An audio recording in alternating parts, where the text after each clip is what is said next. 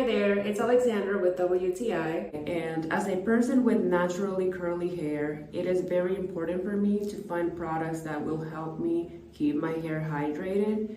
As my hair is very curly, leaning a lot into the afro type of hair, it's important for me to find products that will not only help them be moisturized the first day, but that also will avoid frizziness in the following days. And I also live in a country where it is very, very humid.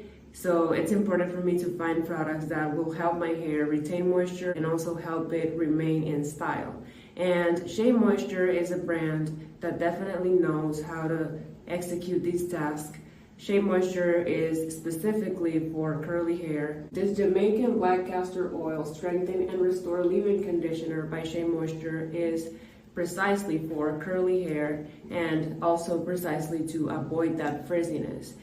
As you can see, this leave-in conditioner leans more towards the thicker side, which is perfect for me. And that is my point of view.